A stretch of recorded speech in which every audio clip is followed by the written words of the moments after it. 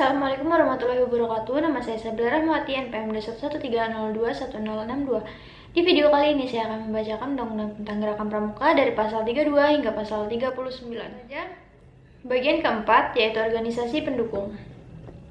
Pasal 32 ayat 1, suatu organisasi gerakan pramuka sebagaimana dimaksud dalam pasal 23 huruf B, huruf C, dan huruf D sesuai dengan tingkatannya dapat membentuk A. Satuan Karya Pramuka, B. Gugus Dharma Pramuka, C. Satuan Komunitas Pramuka, D. Pusat Penelitian dan Pengembangan, E. Pusat Informasi, atau F.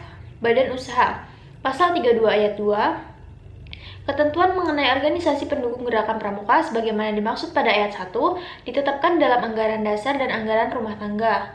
Kemudian bagian kelima yaitu tentang majelis pembimbing pasal 33 ayat 1, pada setiap gugus depan dan kuartir sebagaimana dimaksud dalam pasal 20 ayat 2 dapat dibentuk majelis pembimbing. Pasal 33 ayat 2, majelis pembimbing sebagaimana dimaksud pada ayat 1 bertugas memberikan bimbingan moral dan keorganisatorisan serta memfasilitasi penyelenggara pendidikan kepramukaan. Pasal 33 ayat 3, majelis pembimbing sebagaimana dimaksud pada ayat 1 terdiri atas unsur A. Pemerintah, B. Pemerintah daerah, dan C. Tokoh masyarakat. Pasal 33 ayat 4, majelis pembimbing dari unsur tokoh masyarakat sebagaimana dimaksud pada ayat 4 huruf C harus memiliki komitmen yang tinggi terhadap gerakan pramuka. Kemudian pasal 34 ayat 1, ketentuan lebih lanjut mengenai tugas, fungsi, tanggung jawab, susunan organisasi, dan tata kerja gugus depan, kuartir, dan majelis pembimbing ditetapkan dalam anggaran dasar dan anggaran rumah tangga gerakan pramuka. Pasal 34 ayat 2, anggaran dasar dan anggaran rumah tangga gerakan pramuka sebagaimana dimaksud pada ayat 1 ditetapkan oleh musyawarah nasional. Kemudian bagian ke-6 tentang atribut.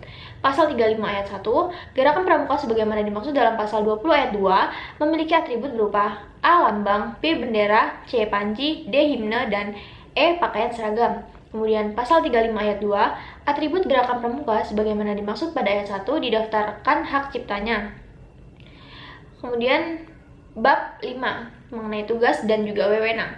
Pasal 36, pemerintah dan pemerintah daerah bertugas A. menjamin kebebasan berpendapat dan berkarya dalam pendidikan kepramukaan, B. membimbing, mendukung, dan memfasilitasi penyelenggaraan pendidikan kepramukaan secara berkelanjutan dan berkesinambungan, dan C. membantu ketersediaan tenaga, dana, dan fasilitas yang diperlukan untuk pendidikan kepramukaan. Pasal 37 ayat 1, pemerintah dan pemerintah daerah berwenang untuk melakukan pengawasan terhadap penyelenggaraan pendidikan kepramukaan sesuai dengan ketentuan peraturan perundang-undangan. Pasal 37 ayat 2, pengawasan terhadap pelaksanaan penyelenggarakan pendidikan kepramukaan sebagaimana dimaksud pada ayat 1 dilaksanakan oleh menteri dan gubernur serta bupati atau wali kota.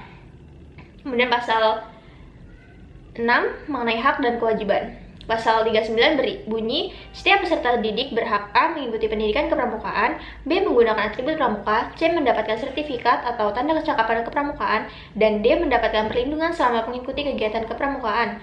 Kemudian pasal 39 berbunyi, setiap peserta didik berkewajiban A. melaksanakan kode kehormatan pramuka, B. menjunjung tinggi harkat dan martabat pramuka, dan C. mematuhi semua persyaratan dan ketentuan pendidikan kepramukaan.